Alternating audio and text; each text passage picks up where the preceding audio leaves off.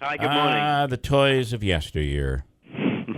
Indeed. I mean, they're talking about a company here, Lego, that began making bricks in 1949, but then didn't include weapons in them until the 70s. And yet, in recent years, the prevalence of weapons has increased dramatically, according to this study out of New Zealand. It says that Lego's products are not as innocent as they used to be. It also says that toy companies are engaged in a toy world arms race in an effort to keep up with keeping kids' attention, I suppose, in the face of all the advance of digital equipment that's around instead these days. It's almost like the Legos are going to need batteries because are kids interested in anything that doesn't blink or make noise or jump up and down?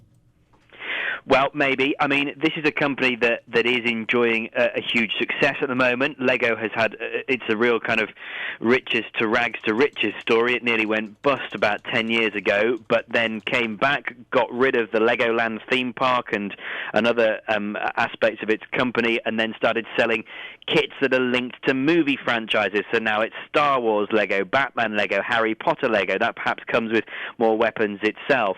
But yeah, this company is now, this research team, is now saying that in about a third of Lego kits you are going to find some kind of weapons. Now, Lego, I was on the phone to them yesterday. They say that this is not really anything to be worried about. They say conflict play is a natural part of how children play, and they insist that weapon-like elements in a Lego set are part of a imaginary setting. So it's not a daily life scenario. You can't go around, doing armed robberies and that sort of thing. It's more to do with saving the universe. But nonetheless, an in-depth study here. I've got it in front of me. It's 18 pages long, the final report into this, full of graphs and all that sort of thing, pointing out that there is, in the way the study phrases it, significant exponential increases of violence in Lego over time. I do wonder if toys have a Second Amendment right here in the United States. Because you will notice, Simon, that in the United States, we're not really barking about this because we're okay with guns. But the rest of the world, and Star Wars was huge for Legos.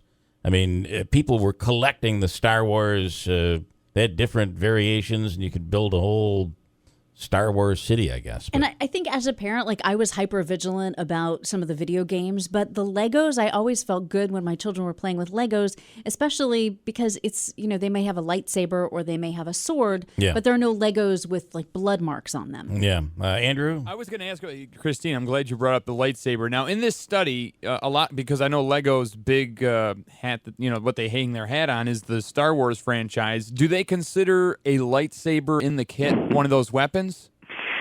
Yeah, it's not a realistic weapon. But they only tallied up small, they call them single brick weapons. So a lightsaber would be included, but actually they say the percentage is probably higher because you look at things like the Star Wars Death Star, which is not included because it's got too many bricks, but is in fact itself a planet-destroying ray blaster. So this is so actually the percentage would be slightly higher. This is the same team, by the way, that a couple of years ago did another research project, and they looked at the percentage of happy faces on Lego people in Lego kits and said that angry expressions were rising as the number of happy faces was falling. So things perhaps not necessarily so happy in the Lego world. As I say, though, Lego reckons it's got about 100 million children playing with its toys in 140 countries.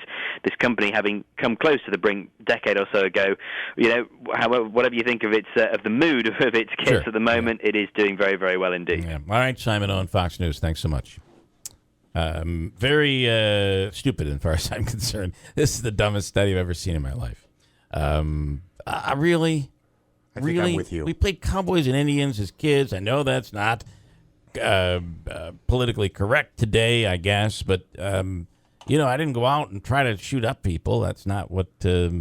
It's these are the movies. It's pop culture. It's what they're going after. I think it's ridiculous. Well, and don't we need something in the world of growing up which kind of defines the good guys and the bad guys, so we can always make those good versus bad decisions in our life? Yeah. So if it's not cowboys and Indians, it could be something else. What I think we should be worried about is the fact that if you notice, all the female Lego characters are very thin.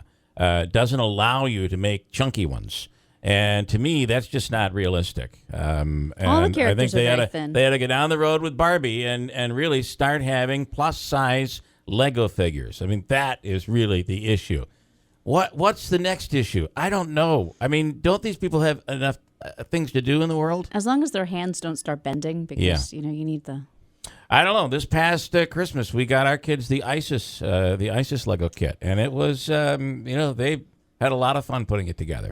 Ridiculous. Hold tight. Coming back 6:20. That might be an issue, right? Yeah, that would be an issue. Okay, but Star Wars? Are you kidding? 6:28 WIBX.